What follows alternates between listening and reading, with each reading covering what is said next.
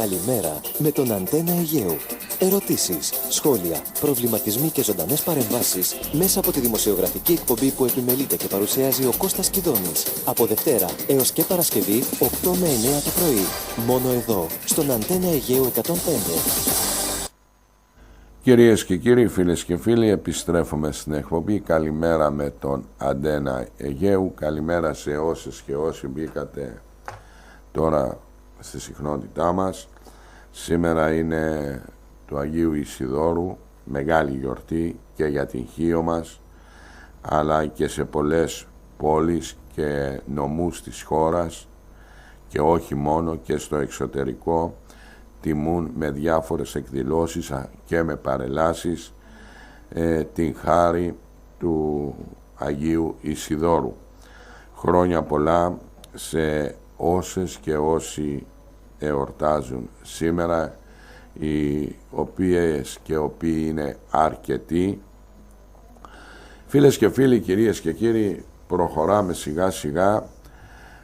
Έχουμε 14 σήμερα, 14, 16, 20, σε 25 ημέρες από σήμερα καλούμαστε οι Έλληνες πολίτες να πάμε στην κάλπη να ψηφίσουμε τους ευρωβουλευτές μας. Κοιτάξτε να δείτε,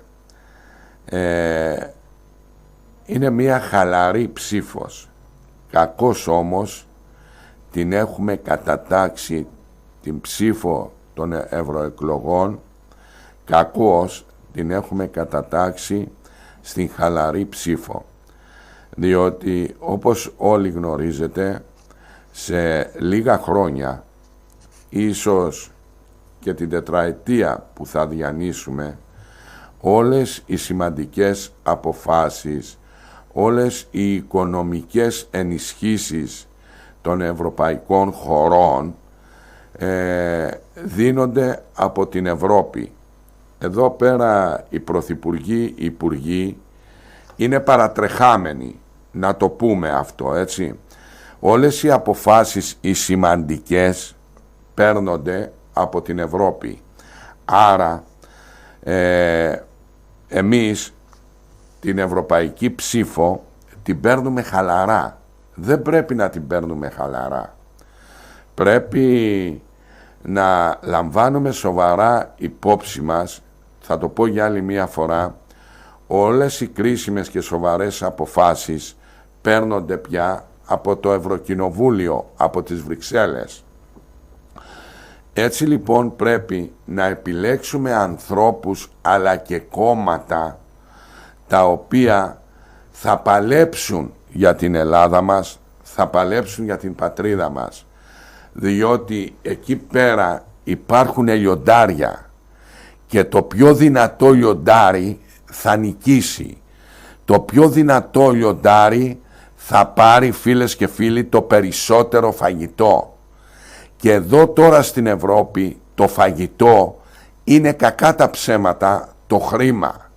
Αν λοιπόν έχουμε κοιμισμένους ευρωβουλευτές στην Ευρώπη, έτσι, πάμε και ψηφίσουμε, βρε αδερφές, στις 9 του Ιούνιου στην κάλπη, έτσι. Πάμε και ψηφίσουμε στην κάλπη στις 9 του Ιούνιου και ψηφίσουμε κολοκύθια, ταμπουράδες. Θα έχει κανένα αποτέλεσμα? Θα έχει κανένα όφελος η Ελλάδα? Όχι. Πρέπει να ψηφίσουμε δυνατές φωνές. Πρέπει να ψηφίσουμε ανθρώπους καθαρούς. Πρέπει να ψηφίσουμε ανθρώπους που θα παλέψουν για τα συμφέροντα της χώρας μας. Φίλες και φίλοι, κυρίες και κύριοι, έχω μία καλή φίλη, την οποία τη γνωρίζω αρκετά χρόνια. Ακούει στο όνομα Λιδία Μουζάκα, η οποία είναι υποψήφια ευρωβουλευτής με το κόμμα Δημοκράτες του Ανδρέα του Λοβέρδου. Εγώ δεν ξέρω, ο Ανδρέας ο Λοβέρδος μου άρεσε και σαν άνθρωπος αλλά και σαν πολιτικός. Πολλές φορές πήγαν να σπηλώσουν το όνομά του με διάφορα. Εντάξει. Έχουμε πει στη ζωή μας ότι πετροβολάνε ένα δέντρο που παράγει καρπούς. Ένα δέντρο που είναι κούτσουρο, ένα δέντρο που είναι ξερό, όσες πέτρες και να του πετάξεις, έτσι, δεν πρόκειται να σου δώσει τίποτα. Τέλος πάντων, να σας δώσω μία εικόνα ποια είναι η Λιδία Ιωαννίδου Μουζάκα. Έχει τελέσει πρόεδρος ελληνικής εταιρείας μαστολογίας, εκπρόσωπος της Ελλάδας στην Ευρωπαϊκή Ένωση για τον καρκίνο του μαστού, καθηγήτρια, γυναικολόγος, χειρούργος, μαστολόγος, υπότροφος της γαλλικής κυβερνήσεως στην μαστολογία,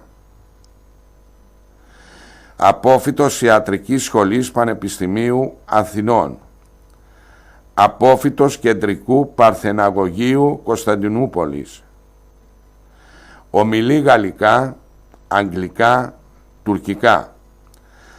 Πρέπει να σας πω ότι η Λιδία, η Μουζάκα, είναι από την πόλη. Όταν καθόμαστε και συζητάμε, μου λέει την ιστορία της, το πώς έφυγε από την Κωνσταντινούπολη μικρό κοριτσάκι και ήρθε μόνο στην Ελλάδα. Σπούδασε, έβγαλε το σχολείο και έγινε αυτή η οποία έγινε. Είναι ένας δραστήριος άνθρωπος, ένας δυναμικός άνθρωπος, και όποιος αλήθεια της χτυπήσει την πόρτα για ιατρικές συμβουλές, είναι πάντοτε η πόρτα της ανοιχτή. Πάμε λοιπόν να την ακούσουμε, να δούμε τι έχει να μας πει, έτσι, γιατί επέλεξε τον Ανδρέα τον Λοβέρδο, γιατί αυτήν τη στιγμή υποψήφια στις ευρωεκλογές, θα μας τα πει όλα. Κυρία Μουζάκα, καλή σας ημέρα από την Χίο. Χριστός Ανέστη, κύριε Κιδώνη από Αθήνα. Αληθώς Ανέστη, να χαίρεστε. Με αυτά που είπατε. Χριστός Ανέστη και καλημέρα σε όλους τους ακροατές και ακροάτριές μας. Αλλά επιτρέψτε με να πω, μια και αναφερθήκατε στην καταγωγή μου και μια και η Μητρόπολη Χίου ανήκει στο Πατριαρχείο Κωνσταντινουπόλεως, τα ιδιαίτερα σέβη μου στο Μητροπολίτη Χίου κύριο Μάρκο. Σας ευχαριστώ πάρα πολύ. Είναι μεγάλη τιμή και χαρά αυτή μας τη συνέντευξη. Σας ακούω, είμαι στη διάθεσή σας. Το λοιπόν, για πέστε μου, γιατί επιλέξατε το κόμμα του Ανδρέα του Λοβέρδου? Θα είμαι απολύτως ειλικρινής μαζί σας. Δεν το έχω επιλέξει εγώ.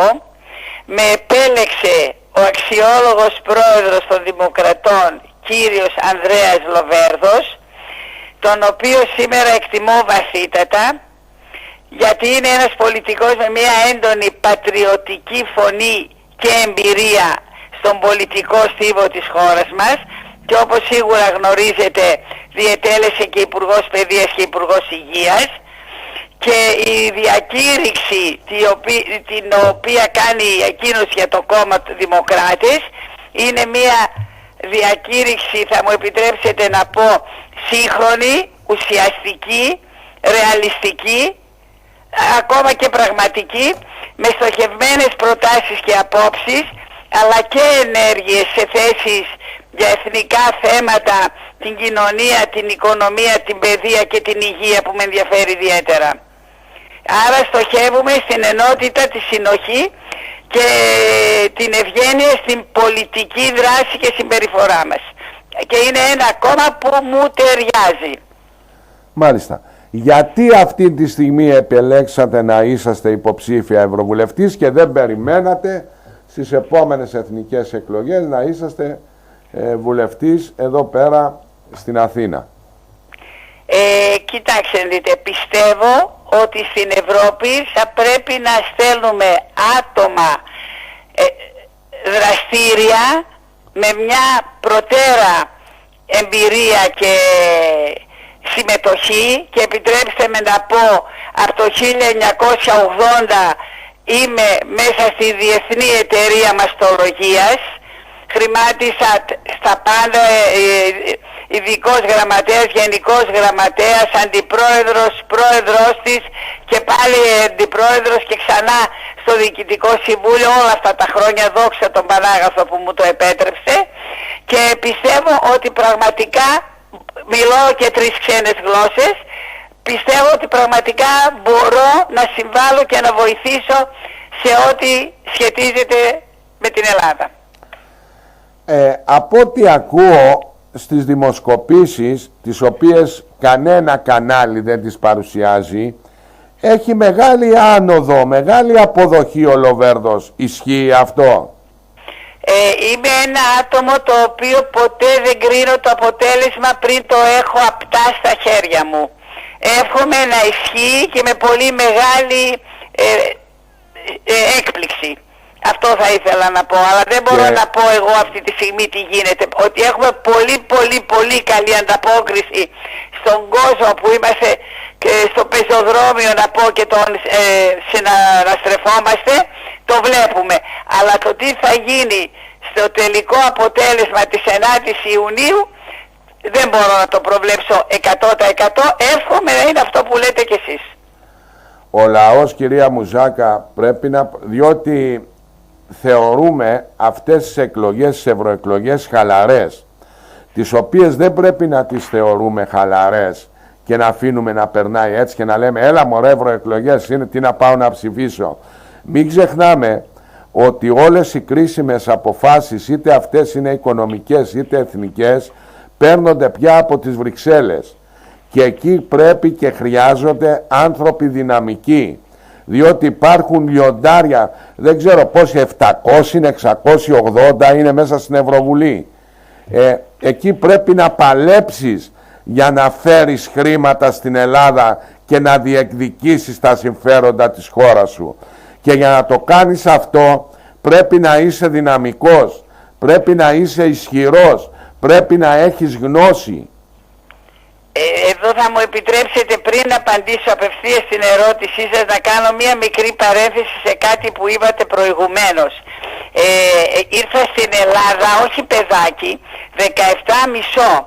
Πέρασα τα σύνορα με μια βαλίτσα στο χέρι και με βάρκα την ελπίδα και την πίστη μου στο Θεό. Εργάστηκα και σπούδασα ιατρική και έκανα ό,τι έκανα στη ζωή μου. Άρα είμαι ένα από τα άτομα που θα δουλέψω και πάλι, δεν θα κάθομαι να απολαμβάνω μόνο το οφίτσιο του Ευρωβουλευτού.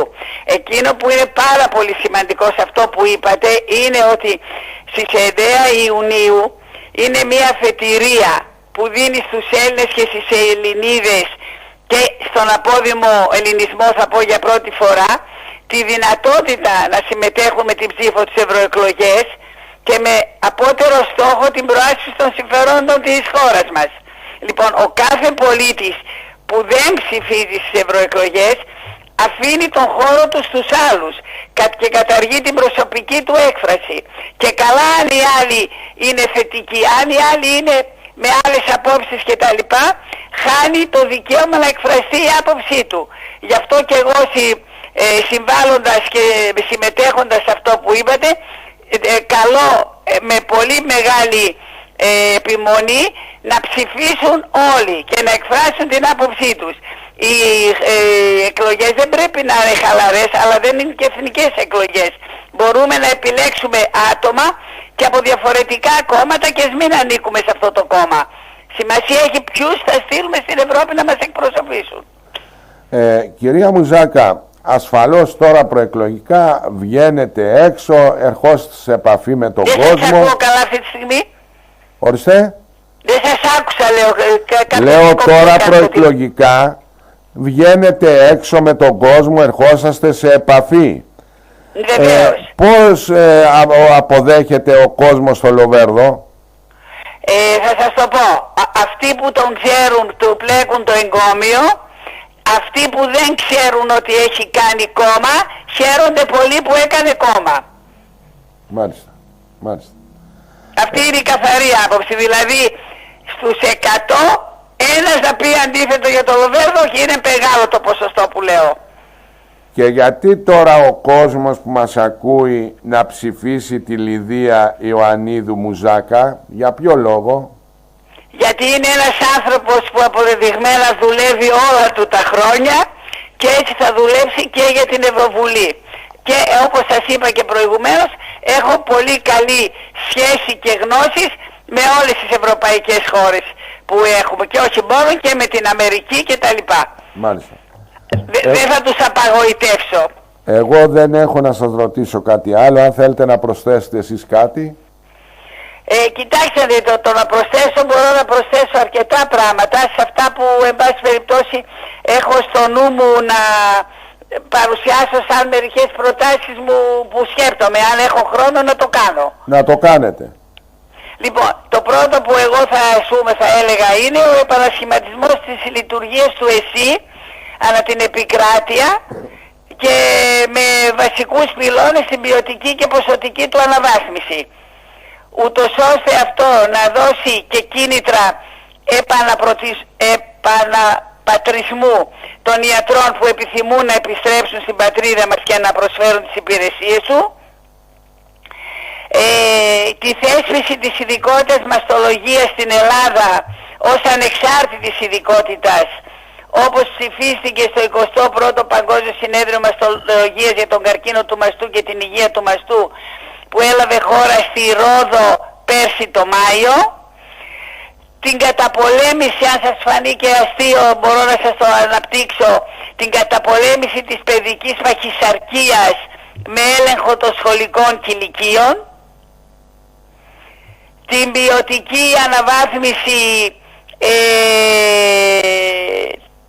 για τις γυναίκες, τις απροστάτευτες, τις κακοποιημένες, την ενδοοικογενειακή βία, τα αμαία, την τρίτη ηλικία, την στήριξη των νέων για να μην ξενιτεύονται, τη στήριξη στις μονογονοϊκές οικογένειες με διάφορους τρόπους, όπως με μια οικονομική ενίσχυση και δημιουργία βρεφονιπιακών σταθμών για να μπορούν οι γυναίκες να αφήνουν τα παιδιά τους και να συνεχίζουν ή τις σπουδές ή την εργασία τους. Τι άλλο να πω? Και τον εξυγχρονισμό των μέτρων στήριξης για την ασφάλεια των πολιτών. Μάλιστα. Επίσης, ένα πράγμα που έχουμε αρχίσει εμείς και κάνουμε εδώ και αρκετά χρόνια σε ελληνική εταιρεία μαστολογίας, βέβαια λόγω του κορονοϊού το έχουμε σταματήσει την τριετία που πέρασε, είναι η ενημέρωση ανά την επικράτεια των μαθητών και μαθητριών της Β και Γ Λυκείου για την πρόληψη και έγκαιρη διάγνωση του καρκίνου του μαστού, που είναι υπαριθμόν ένα κακοήθεια της γυναίκας, αλλά μην νομίζουμε ότι και οι άνδρες δεν παθαίνουν καρκίνο στο μαστό. Απλώς το ποσοστό τους είναι πολύ μικρότερο. Δεν μπορώ, έχω το μικρόβιο της μαστολογίας, το αναφέρω και αυτά. Λοιπόν, νομίζω ότι σας κούρασα αρκετά. Αυτές είναι έτσι κάποιες σκέψεις που κάνω. Μέχρι και τις εκλογές θα τα ξαναπούμε. Εμείς σας ευχόμαστε καλή επιτυχία, διότι το αξίζετε, θα προσφέρετε. Σας ευχαριστώ θερμά, κύριε Κιδώνη μου. Να είστε καλά και να χαίρεστε την οικογένεια. Να είστε καλά, καλή σας ημέρα. Ευχαριστώ πολύ, να είστε καλά, ευχαριστώ.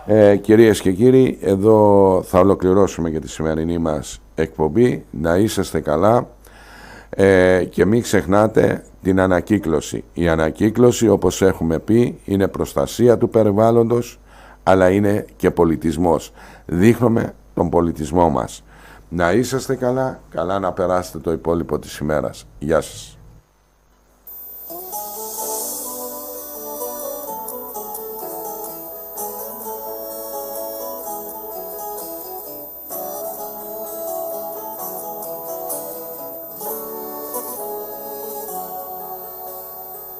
Κατεβάστε επιτέλους ταχύτητα, εξηγήστε μου πια τα ανεξήγητα. Μου ζητάτε καρδιά και σας δίνω καρδιά και μετά την πετάτε στα ζήτητα. Ανεβάστε τα γέλια στα story σας, δακρυσμένοι από το σαλόνι σας. Μου ζητάτε ζωή και σας δίνω ζωή μεγαλύτερη και από το πόη σας. Πόση μοναξιά χωράει σε μια οθόνη και ας μαζεύεστε να φαίνεστε πολύ. Δυστυχώς η μπαταρία μας τελειώνει όσο οι άνθρωποι δεν έχουν επαφή. Πόσοι ακολουθούνε πια τα όνειρά σας και ποια όνειρα εσείς ακολουθείτε. Όσα σ' αγαπώ χωρούν στα κινητά σας και έτσι ακίνητα αγαπάτε ό,τι βρείτε. Πόση μοναξιά χωράει σε μια οθόνη κι ας μαζεύεστε να φαίνεστε πολύ.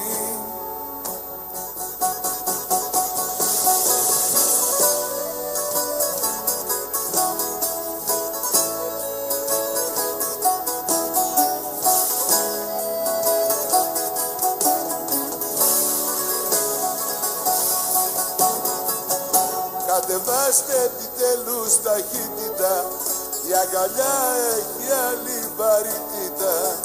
Μου ζητάτε καρδιά και σας δίνω καρδιά, μήπως δείτε μια λάμψη στο τίποτα. Ανεβάστε τα μάτια από το μήνυμα και κοιτάξτε το ήλιο βασίλεμα. Μου ζητάτε σιωπή και σας δίνω κραυγή, μήπως αύριο ξυπνήσει το σήμερα. Πόση μοναξιά χωράει σε μια οθόνη κι ας μαζεύεστε να φαίνεστε πολύ. Δυστυχώς η μπαταρία μας τελειώνει όσο οι άνθρωποι δεν έχουν επαφή. Όσοι ακολουθούνε πια τα όνειρά σας και ποια όνειρα εσείς ακολουθείτε. Όσα σ' αγαπώ χωρούν στα κινητά σας και έτσι ακίνητα αγαπάτε ό,τι βρείτε.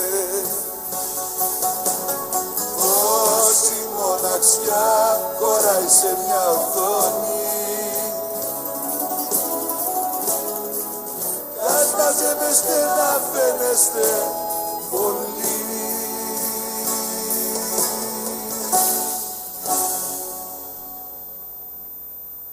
Στήριξε την ανακύκλωση, στήριξε το έργο της Διανό. Από τη συλλογή των ανακυκλώσιμων υλικών στην ειδική μονάδα επεξεργασίας της Διανό, όπου γίνεται ο διαχωρισμός και η απομάκρυνσή τους από το ρεύμα των απορριμμάτων. Στόχος της ανακύκλωσης είναι η προστασία των φυσικών πόρων του πλανήτη, αφού μειώνει την ανάγκη για καινούργιες πρώτες ύλες. Γίνε και εσύ συμμέτοχος στην ανακύκλωση. Μαζί βελτιώνουμε το περιβάλλον και τη ζωή μας. Καλημέρα με τον Αντένα Αιγαίου. Ερωτήσεις, σχόλια, προβληματισμοί και ζωντανές παρεμβάσεις μέσα από τη δημοσιογραφική εκπομπή που επιμελείται και παρουσιάζει ο Κώστας Κιδώνης. Από Δευτέρα έως και Παρασκευή 8 με 9 το πρωί. Μόνο εδώ, στον Αντένα Αιγαίου 105.